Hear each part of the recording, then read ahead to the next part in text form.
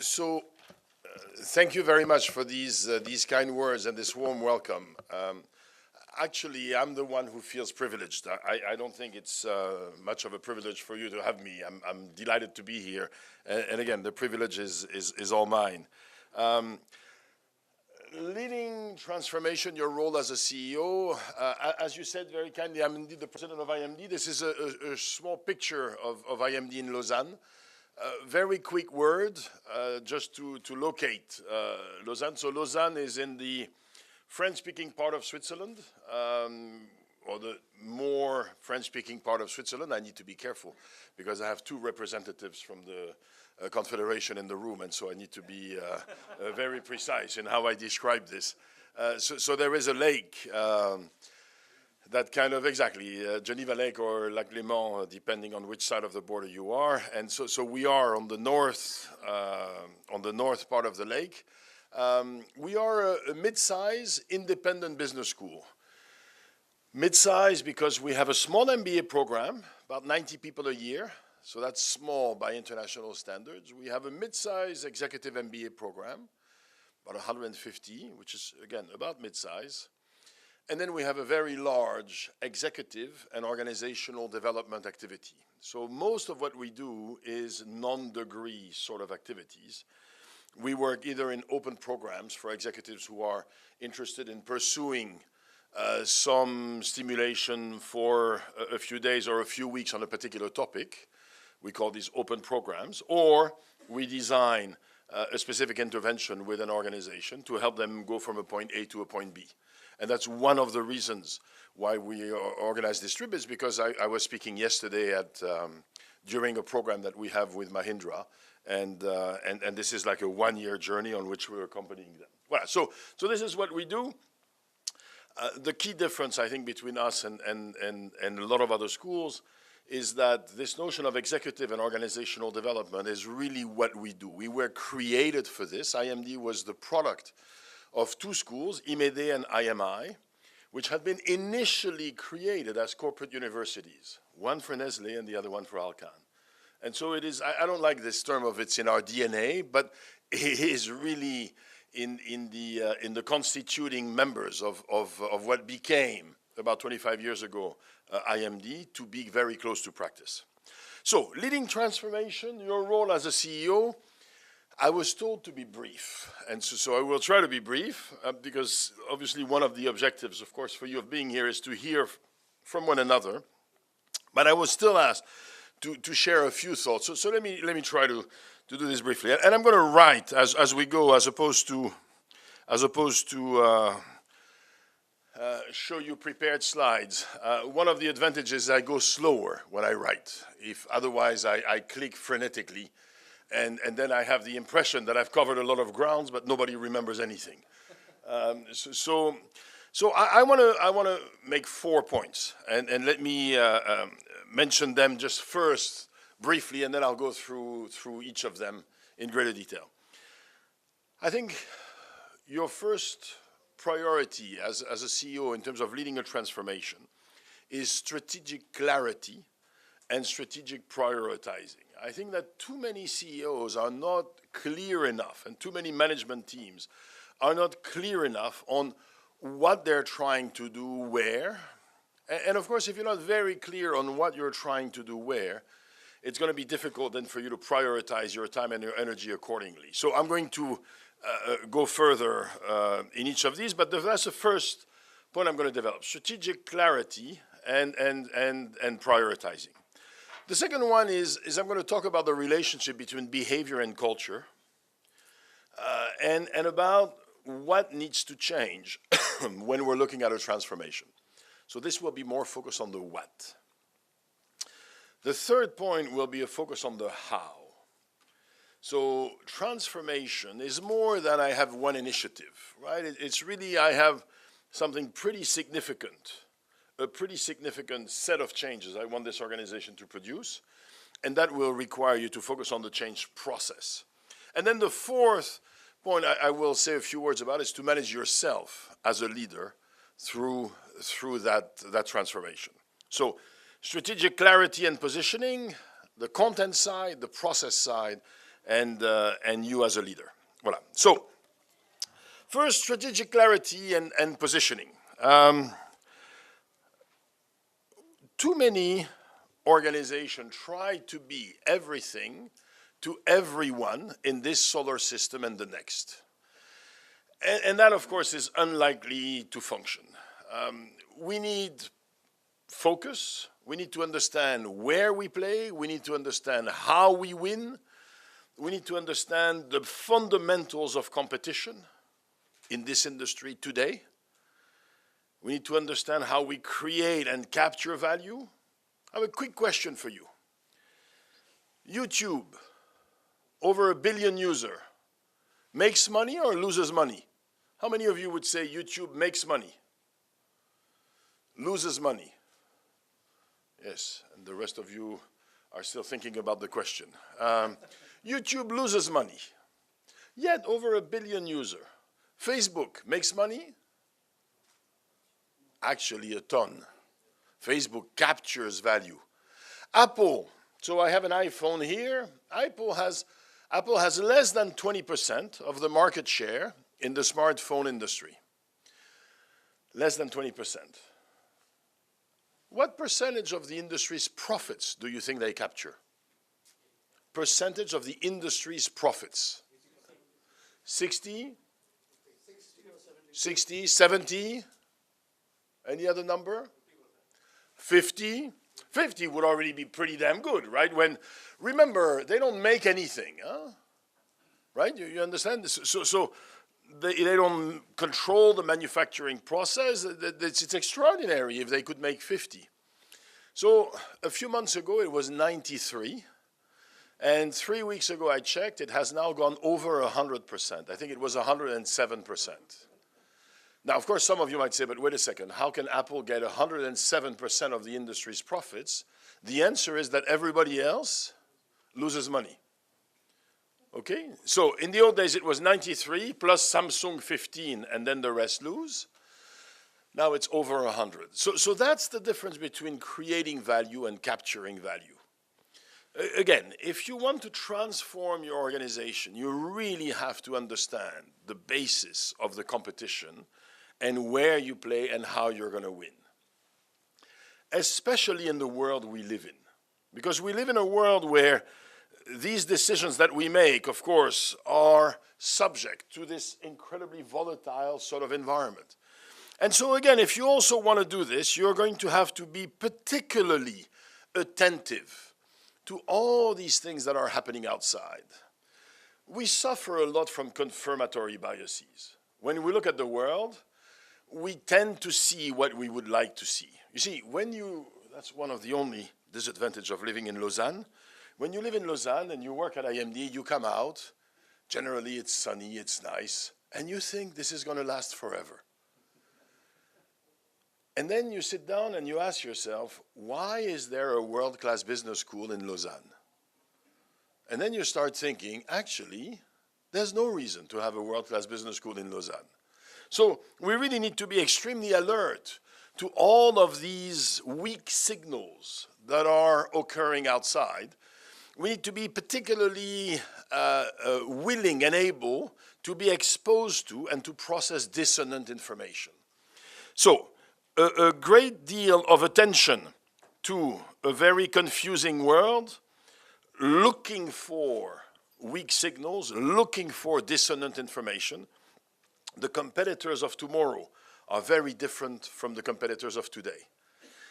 Today, one of our major competitors is search firms.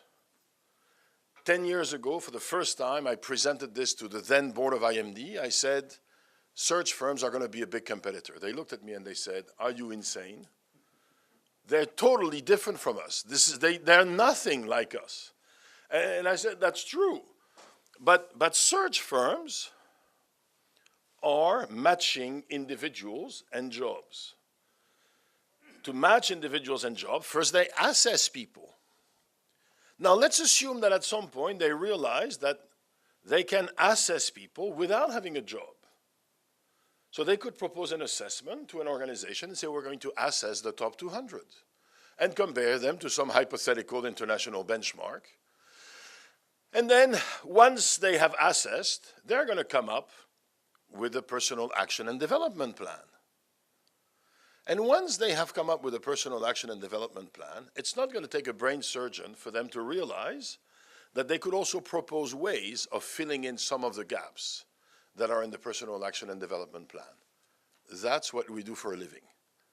It took them 5 to 7 years to get there. So again, one of the things that we've learned in strategy is too often we define our competitors in terms of features, the people who look like us and who do business the same way we do.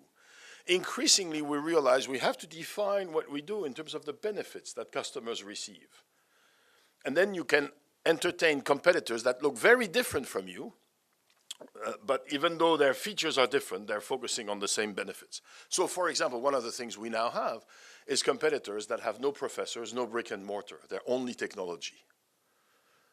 And you would look and you would go, how does that look like you? Well, it doesn't look like us, but it competes with us. And each of you has things like this. Competitors that a few years ago were absolutely nowhere near your radar screen and now are absolutely your major competition. So that's the first one, strategic clarity.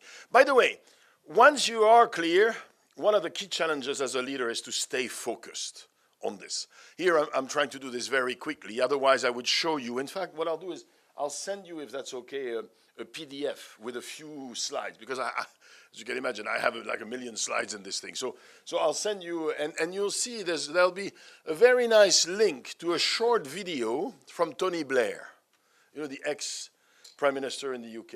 And one of the things he says is, key challenge as a Prime Minister, as a political leader, and of course as a business leader, is managing to allocate your time actually to real priorities.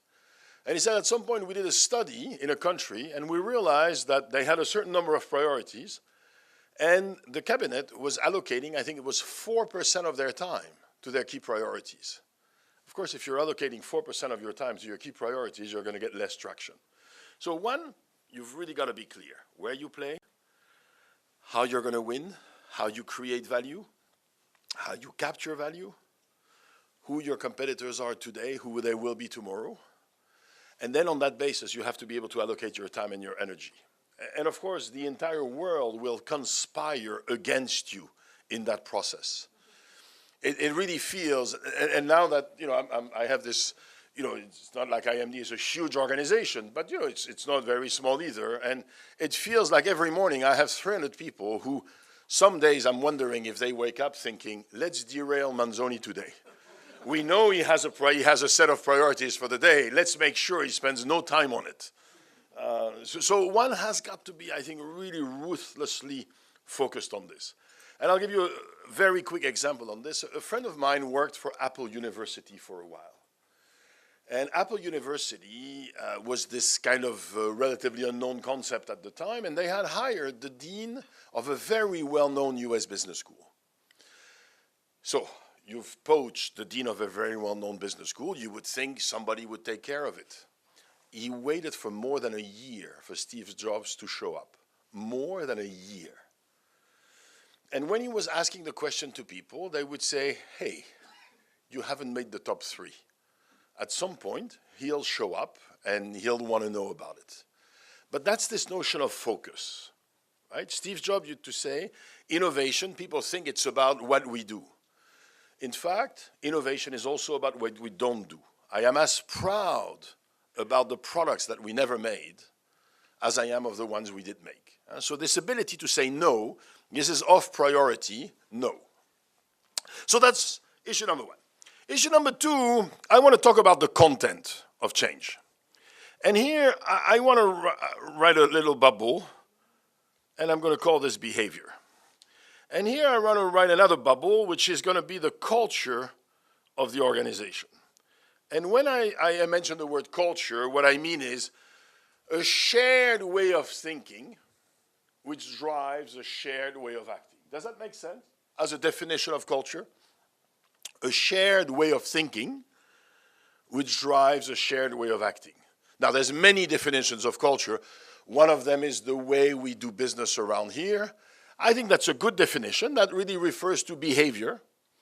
But I think culture also has to do with mindset. So a shared way of thinking which drives a common way of acting. So culture drives behavior. And so for years, there were people who said, aha, so what we need to do is we need to have a culture change program. And for years, in some cases decades, we had people who launched culture change programs. It took them years and decades to find culture change programs don't work. Why? Because culture is not something that you can change by acting on it. The only thing that you can change is behavior. There is a wonderful quote. It says something like, we do not act rightly because we have certain attitudes or virtues. It's the other way around. We have these virtues and these qualities because we have acted rightly.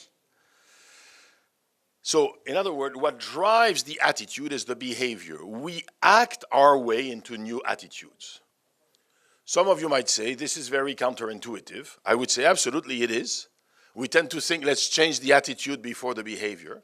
It is counterintuitive. Some of you might say, is this new? Man, did you find this out by yourself? The answer is no. The quote I mentioned before is from Aristotle. So we've known this for a long, long time. You want to change the way people think, you've got to change the way people act. And you've got to change the way people act. You've got to change it for enough people, and for long enough. If it's not enough people, then it's not the culture of an organization, it's one individual. And the long enough means it's going to be a few months, probably a few years, because you will need years to internalize the new way of doing things. Now then the next question is, how do we change behavior? That we know. You're going to change behavior by changing the way top management behaves. Because people look up and they get an example. You're going to change behavior by changing the key performance indicators that we track. What do we measure? What do we talk about? What do we reward? What do we punish? You're going to change behavior by changing the structure. So the three of you report to different bosses. If you report to different bosses, it will probably be more difficult for you to cooperate actively than if you report to the same boss. So who we report to influences our ability to behave certain ways. The processes that we have in an organization influence the way we behave. The information and the technology that we have. In some cases, we would like people to behave a certain way. They just don't have the information. And finally, in some cases, we want people to behave a certain way, but they don't have the capabilities. So we need to hire a few capabilities. We need to fire some sometimes, and we need to train everybody else. Now here is what happens in most organizations. All these boxes, they send different signals. So with one side of the mouth, we tell people, you've got to cooperate. And with another side of the mouth, we make them compete. We tell them that customer satisfaction is super important, but we pay them for profitability, and so on. So if you send mixed signals to one individual, it's already going to be difficult for me to operate. But if you send mixed signals to hundreds of individuals, you're going to get something really, really weird. So when we look at organizations that have been successful at this, that have truly transformed their culture, there are three key words. One, they apply all of this, they do all of these things in an intense way. Keyword, intense. They don't just have processes, they apply these processes with intensity. Recently I had this discussion with a colleague. A colleague said, oh, look, we have the brochure, it's on time. I looked at the brochure, it was really weak. It was not terrible, it was just weak. It was on time, because, you know, we have timelines, and so we go tick, tick, tick, tick. And I looked at him and I said, we're not in the box ticking business. This is meant to be outstanding. Right now it's not outstanding. He said, it's on time. I said, I don't give a hoot. I want outstanding and on time. But if I have to choose now, I want outstanding. So that's the intensity part. The second part is aligned. So I already mentioned this. Too many times we give different signals. And the third thing is the companies that are successful are persistent. They maintain this alignment and they maintain these forces for years, in some cases for decades. Too many organizations change their mind. They say they change the signals that they send. If you change the signals too often, then you just don't have the internalization of the behavior. So, you want to transform the organization, you're going to have to change the signals that these levers are sending. And you're going to have to change the signals in a way which is A, displaying more intensity, B, more alignment, 3, you're going to have to do this for years. Okay, so 1, you've got to be very clear about how you compete and how you win. 2, you're going to have to change the fundamental levers that drive behavior. 3, you're going to want to manage the process. So what do I mean by process? Well, there's a few key questions that we need to answer. And I'm not going to go through all of the questions. But one of the key questions that we always need to answer is, why this? Why now? Well, you're going to have to provide a really good answer for why this, why now. And by the way, the good news is there's only 2 possible answers to this. We need to do this now, A, because if we don't, bad things are going to happen. That's the negative case for change. The status quo is unsustainable. Or 2, if we do this, good things are going to happen. And by the way, there's always going to be pain, but this pain is going to connect to some gain. That's the positive case for change. Too often I work with organizations, you ask them why this, why now, and they go, oh, you know, globalization. Yeah, what else? So you have to explain to me why the status quo is unsustainable. By the way, you have to explain it to me and to all the folks who work for you, and in ways that they understand, not in ways that financial analysts understand. And 2, you're going to have to explain to me what's the prize at the end of this. If we get this right, what do we win? So why this, why now? B, what's the path? What's the credible path? What are the resources? A vision without a plan is only a hallucination. So again, too often I have individuals, they say, oh, we know why we can't stay here. Here is where we're headed. And then people look at you and go like, yeah, that's a tremendously good idea, except there's no way we're making it there. 3, whose help do we need? So who are the key stakeholders whose support we need? Because you're not going to do this by yourself. So again, there's different models of this. Cotter, an ex-Harvard professor, has 8 steps. A friend of mine named Todd Jick has 10 commandments. I think he plagiarized that one. I have 7 questions. So again, we have different models. GE has the change acceleration process.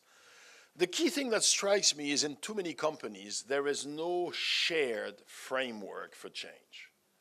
That's one of the things that impressed me the most with GE in the last years of Jack Welch. They trained thousands of people in the change acceleration process model. So it means that when we sit down, we don't ask ourselves, how do we make change happen? We all know how we make change happen. We have a model on the content side. We know we're going to have to change the fundamental behavioral levers. And we have a model on the process side. We know that we have a few questions that we will want to answer. Number 4, so remember, first is the strategic clarity. The second one is managing the behavioral levers to send a send of intense, aligned, and persistent signals. 3, managing the process, finding a good answer to the questions, identifying the key stakeholders, generating quick wins, and so on. 4th, as a leader, you're going to have one to manage your own energy. This is an increasingly challenging one, particularly for people who operate on a global scale.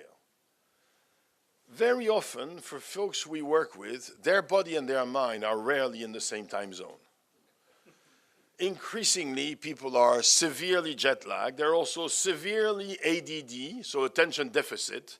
As soon as they're stable for 7 minutes, hop, the iPhone comes up just in case anybody needs them. And of course, none of you are like this. I understand that. This because there was a magnificent selection at entry. But there's a lot of people out there who have really difficulties focusing. So again, there's really an issue of energy. If you're looking for one book, there is a wonderful book called Eat, Sleep, Move. Eat, Sleep, Move. By the way, between nutrition, exercise, and sleep, which one is the most critical for executives? Sleep. So increasingly we realize one of the huge problems we have with executives is that most of them are sleep deprived. And it is remarkable how quickly sleep deprivation affects your mental functioning. So clearly there is an issue of pacing yourself, and obviously I can come back on this if you want later on. Two, there is an issue of managing your level of aspiration. On one side, there is a line of thought that says we need unreasonable leaders. Why? Because as George Bernard Shaw said, reasonable people adapt themselves to the world. They adapt themselves to reality. Unreasonable people try to bend reality to their will. And so by definition, who changes the world? By definition, unreasonable people, because reasonable people adapt. Now, similarly, Henry Ford said, I'm looking for individuals who just don't know what cannot be done. So there's this notion of really striving for the impossible. And a number of CEOs I work with have this. They strive for the impossible. But there is a fine line between aspirational and delusional. This is aspirational. We believe that this country should dedicate itself to sending a man on the moon and bringing him back safely before the end of the decade. That was aspirational. If he had said, and bringing back by the end of 1962, keeping in mind that he said this on May 25th, 1961, it would have been delusional. So one of the things that, again, if you want to lead a transformation, you're going to have to do is you're going to have to pace how quickly you can get things done. You're going to have to pace how high you can set the aspiration level. The third aspect that you're going to have to pace in terms of your own functioning is your level of listening.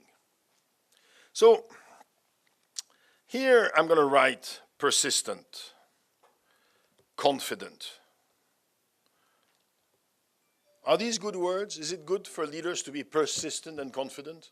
Absolutely. Certainly much better than changing your mind all the time. That's not good. You've all, I'm sure, at some point worked with somebody, maybe for somebody. You leave at 10 p.m., you think, finally, we got an agreement. You show up at 8:30 the next day, they've already changed their mind. Prodigiously annoying. I'm going to find another word for persistent and confident. I'm going to call these people hard of hearing. Because what do we mean by persistent and confident? We mean people who, when they're going to get negative feedback, will keep the path, right? They will say, I understand. I understand not everything is working the way we'd like, but let's stay focused. Let's march forward. So they're focused, they're persistent, they're confident. When you talk to them, at some point, they press the mute button. I'm sure all of you have a mute button. People talk to you, and suddenly they go on mute. You just don't understand them anymore. In fact, some of you may be on mute right now. Now, CEOs need to have a mute button. If they don't have a mute button, they are exposing themselves to an unending flow of comments, perceptions, opinions.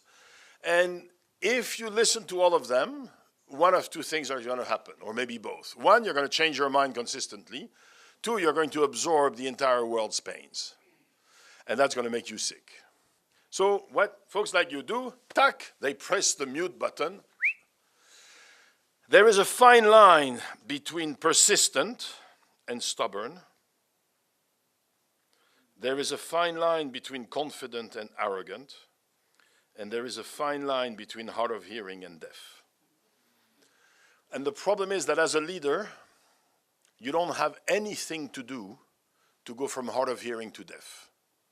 There is a very natural process that's going to take you from hard of hearing to deaf. And that natural process is called success. The more successful you've been, the more you'll think that you're actually levitating, and that natural forces of the universe no longer apply to you. And the second thing is stress, pressure. So you'll wake up in the morning, you'll go, oh, shit, they're going to complain again. You're going to turn on the shield, and you'll walk around with a shield 1 meter deep in front of you. If you walk with the shield long enough, you've become deaf. And a lot of the CEOs I know have become deaf. Voilà, so those are the 4 points that I wanted to highlight. Again, I could have highlighted a lot more, but these are the 4 I wanted to highlight. 1, the importance of strategic clarity, and then prioritize time, energy, and resources at the service of this clarity. 2, if you want to change behavior, you're going to have to send a set of signals that is intense, aligned, and you're going to have to do it for years if you want the change in behavior to become a change of attitude and to change the culture of the firm. So again, this notion of intensity, alignment, and persistence. 3, you're going to have to manage the change process. That will require time. A few years ago, I was in a room, and a chief operating officer says to his troops, I have great news for you. We finally made a decision. It's going to be PeopleSoft version 9. For those of you who don't know, PeopleSoft is a human resource management software. Version 9 is version 9. Took us 2 years to make that decision. And now, over the next 12 months, we're going to deploy this. And I'm in the back of the room, and I'm thinking, what's wrong with this guy? It just took him, 3 consultants and 2 bums, 2 years to choose the software, which would strike me as the easier part of this equation. And now we got 12 months to deploy this in a bank of over 50,000 people. The point is, he has spent so much time on the content, and now he's rushed, he is frustrated, and he doesn't give enough time to the process. So the 3rd point is the process, and the 4th point is this notion of managing your own energy, pacing yourself. 2, managing your own level of aspiration, fine line between aspirational and delusional. And 3, fine line between hard of hearing and deaf. And if you're not careful, you will become deaf. Voilà, so those are the 4 points I wanted to raise. And I think that the idea was that now we would give them a bit of time around the tables. Is that fair? So, you know, that's the moment where you turn to one another and you discuss a little bit around the table what makes sense to you, what corresponds or resonates with your experience, what makes no sense to you, whatever you want to discuss with one another.